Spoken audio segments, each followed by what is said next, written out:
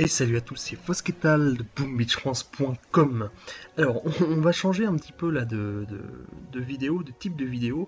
J'ai décidé d'analyser la meilleure défense possible, à mon sens, dans Boom Beach, en prenant le village de Yahoo, qui n'est autre que le premier mondial. Donc après, je montrerai juste celle de Ting, hein, qui est le deuxième mondial, mais ça sera très similaire.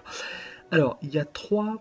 Alors, c'est un village évidemment super développé. Il y a déjà un placement de trois mitrailleuses assez drôles qui sont deux niveau 17, une niveau 20. Donc, à ce niveau-là, ça coûte très très cher de les développer. Alors, peut-être pour faire peur, peut-être pour déjà un petit peu élaguer, ou peut-être qu'il place, peut-être qu'il sait pas trop après où il va les mettre, peu importe. Mais en tout cas, on a ce fameux placement du QG en haut à droite. Alors, il y a deux lances électrobombes qui sont eux aussi très développés, qui vont éviter d'avoir des rushs guerriers. Donc le lance électrobombe ici est niveau 9, donc il couvre à peu près tout. Et après, il entoure son QG de 4 lance-flammes, là encore extrêmement développé. Donc un espèce de losange hein, finalement autour du QG.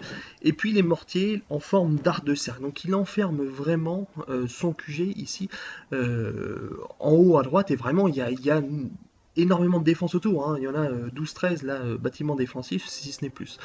Euh, Aussi, autre chose, ces fameux lance-roquettes qu'il a placés, donc il y a 3 lance-roquettes dans tout le village, il faut bien prendre en compte que tous ces lance-roquettes ont le QG, pas l'hôtel de ville, le QG dans leur champ de tir, ce qui est très important, c'est-à-dire que quand l'ennemi va faire un rush guerrier avec des fumigènes, quand les fumigènes vont se dissiper, il va y avoir l'électrobombes, voire les deux électrobombes, qui vont friser les guerriers et tous les autres bâtiments défensifs vont les attaquer en même temps. Alors ça va faire mal, notamment des mortiers extrêmement développés, ça fait hyper mal aux guerriers.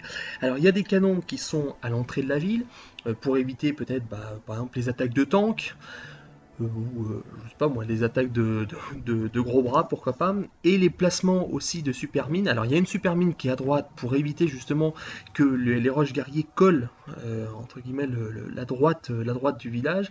Une deuxième super mine qui est juste à côté du QG. De toute façon, je pense qu'à ce niveau-là, les ennemis envoient pas trop de barrages. Je pense plutôt que c'est des tirs d'artillerie qui sont très bien placés.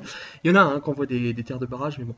Une super mine qui est cachée juste derrière les statues, hein, assez balèze à voir, pour là encore éviter les vagues d'attaque. Et puis donc les tours de sniper qui elles sont placées un petit peu plus loin du QG. Je pense vraiment que les tours de sniper sont pas considérés par Yo comme des bonnes défenses contre les rushs guerriers. Donc c'est pour ça il a disséminé ça un petit peu partout pour éviter voilà, l'espèce d'élagage de la part des ennemis.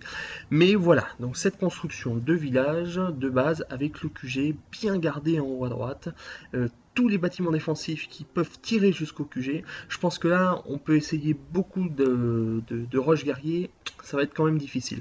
On va s'intéresser juste 30 secondes à Ting, qui est le deuxième, et vous allez voir une construction de base qui est quasiment identique. Pareil avec cette électrobombe qui est à droite, ce losange de lance-flamme. Il y a quelques petites différences dans le placement des mortiers, notamment il y a les mortiers qui sont un petit peu plus loin. Mais pareil, on revient toujours à la même chose, avec des bâtiments évidemment extrêmement développés, ça va de soi. Cette super mine ici qui est en bas à droite. Pareil, hein, les lance-roquettes qui ont quasiment le même placement. Bref. Toujours une construction, une architecture de village avec le QG à droite, bien gardé, et puis finalement tout est en paquet, mais à ce niveau-là, on peut pas, je dis souvent, mais collez pas trop vos bâtiments. Alors là c'est le cas, quoique ils ont tous une ligne entre les bâtiments, hein, ça c'est quand même assez intéressant à voir, mais j'allais dire à ce niveau-là il y a tellement de bâtiments que l'ennemi ne pourra pas tout détruire, ça va de soi. Voilà, aussi la petite super mine bien cachée. Donc voilà, je voulais juste vous montrer cette défense qui pour moi est parfaite, que j'essaye d'atteindre avec mon propre village, donc inspirez-vous, hein, vous pouvez aller voir librement les villages des premiers, même le premier français aussi est pas mal du tout.